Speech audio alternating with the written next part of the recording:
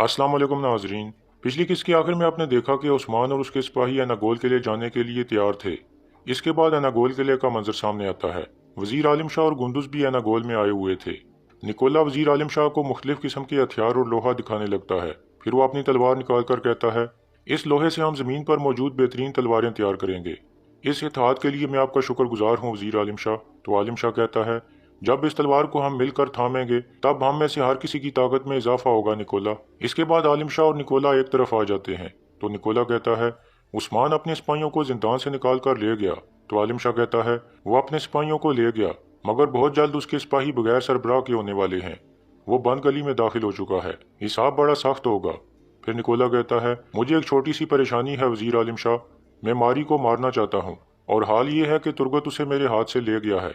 आलिम शाह पूछता है, क्या निकोला ये बात जानता है? तो निकोला कहता है, अगर यहाँ आकर उसने गुस्सा दिखाया तो इसका मतलब होगा कि वो जानता है वो हमारे मुश्तरका मफादात को नुकसान पहुँचा सकता है। क्या आप मेरा साथ देंगे वजीर आलिम शाह?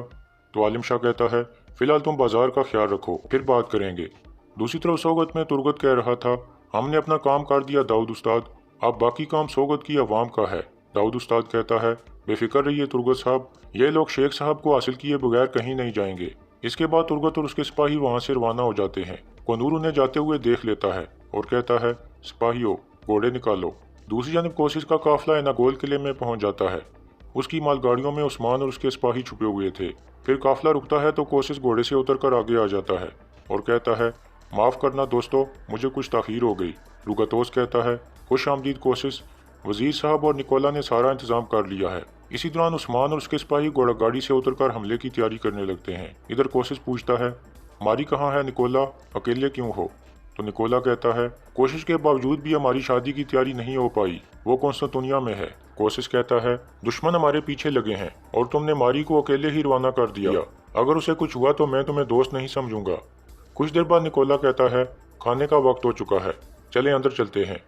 इसके बाद वो सब अंदर की तरफ चल पड़ते हैं। उनके जाने के बाद उस्मान के सिपाही हरकत में आ जाते हैं और आग लगाने के लिए इर्द गिर्द मवाद छिड़कने लगते हैं।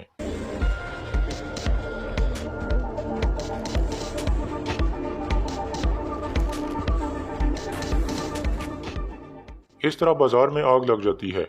उस्मान और उसके सिपाही वहां से चले जाते हैं। इतने में निकोला भी बाहर आ जाता है और सख्त गुस्से में कहता है, यह उस्मान का काम है। फिर निकोला के सिपाही आग बुझाने की कोशिश करने लगते हैं। इसी दौरान निकोला गुंदुज को कहता है, यह सब तुम्हारी वजह से हुआ है गुंदुज, तुम उस्मान के साथ इत्तेहाद करके उसे अंदर ले आए हो। तो गुंदुज कहता है, सोच समझ कर बोलो निकोला, मैं यहाँ सिर्फ अपने लोगों की भलाई के लिए आया हूँ। निकोला कहता है, मुझे किसी तुर्क पर भरोसा नहीं है, हमें तुर्कों पर भरोसा करना ही नहीं चाहिए। तो आलिम शाह कहता है, गुंदुज साहब पर इल्ज़ाम मत लगाओ निकोला, इनकी वफादारी का जिम्मेदार मैं हूँ। यह सुनकर निकोला खामोश हो जाता है। इसी दौरान कोशिश रुगतोस को कहता है, हमें जिस मौके की तलाश थी वो आ गया है, इस सूरत हाल को हम अपने हक में इस्तेमाल करेंगे, बाजार ब्लैजिक किले में कायम करके निकोला की ताकत तोड़ेंगे। इधर आलिम शाह गुंदुज को कह रहा था, अपने भाई के काम देख रहे हो गुंदुज साहब? तो गुंदुज कहता है, यह उस्मान का काम नहीं है, वो अपने लोगों को नुकसान क्यों पहुंचाएगा? तो आलिम शाह कहता है, उस्मान के अलावा ये काम कौन कर सकता है गुंदुज साहब? उसका मकसद बाजार को तबाह करके हमारी साख को बर्बाद करना है। उस्मान एक बागी है जिसे अपनी आवाम के मफाद का बिल्कुल ख्याल नहीं है। मैं चाहता हूँ कि तुम ये बात अपने कबीले के सब लोगों को बताओ। दूसरी तरफ तुर्गत और उसके सिपाही जा रहे थे जबकि कोनूर और उसके साथी उनका पीछा कर रहे थे। कुछ देर बाद कोनूर उनके करीब पहुंच जाता है और तुर्गत का रास्ता रोक लेता है।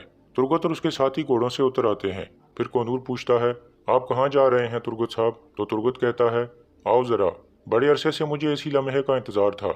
इसके बाद लड़ाई शुरू हो जाती है।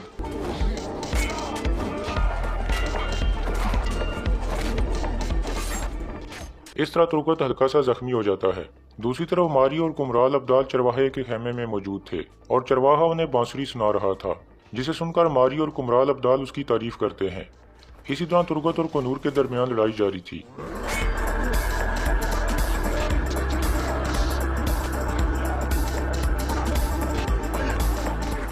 इस तरह तुर्गत और उसके सिपाही वहां से भाग जाते हैं। दूसरी जानिब उस्मान और उसके साथी अनागोल किले से बाहर आ चुके थे और अपनी कामयाबी पर बहुत खुश थे।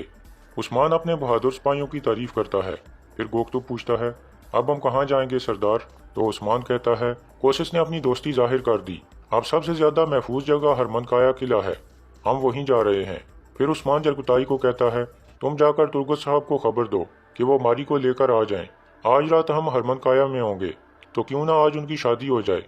यह सुनकर साहब बहुत खुश हो जाते हैं। फिर वो अपने घोड़ों की तरफ चल पड़ते हैं।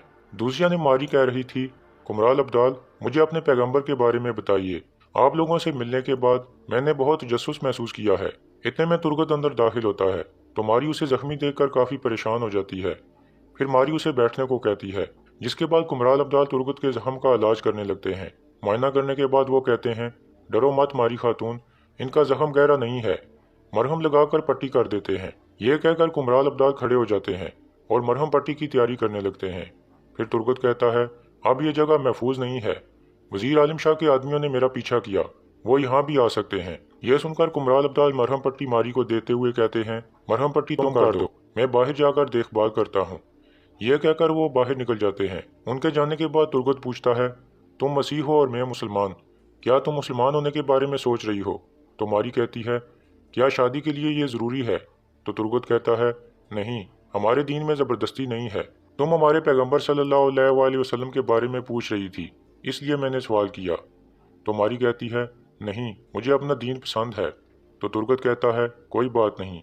इतने में जरगुताई इजाज़त मांग कर अंदर आ जाता है और कहता है, मैं उस्मान साहब की तरफ से खबर लाया हूँ तुर्गत साहब, मेरे सरदार ने कहा है कि आप मारी को लेकर हरमन काया के लिए आ जाएं। आज रात आपकी शादी होगी। यह सुनकर मारी और तुर्गत मुस्कुराने लगते हैं। फिर जरगुताई कहता है, हमारी शादी भी बहुत करीब है, माशाल्लाह बहुत खुश नसीब हैं। तुर्गत कहता है, तुम्हारी दिली तमन्ना पूरी हो जरगुताई, तुम्हारा शुक्रिया। फिर जरगुताई वहाँ से चला जाता है। उसके जाने के बाद तुर्गत कहता है, तुम परेशान लग रही हो मारी, क्या तुम मुझसे मोहब्बत नहीं करती? तो मारी कहती है, ऐसा कुछ नहीं है, मैं बहुत ज़्यादा मोहब्बत करती हूँ, लेकिन मुझे डर लग रहा है तुर्गत कि कहीं दोबारा कुछ हो ना जाए। तो तुर्गत कहता है, तुम फिक्र ना करो, हत्ता कि तुम्हारा भाई कोशिश अपनी बात से फिर भी जाए तो भी मैं दोबारा तुम्हें हरमन काया से अगवा कर लूँगा, तुम्हारी खातिर वो जगह भी जला दूंगा। लेकिन ये जहन में रखो कि आज के बाद कोई तुम्हें मुझसे नहीं छीन सकता, कोई भी नहीं।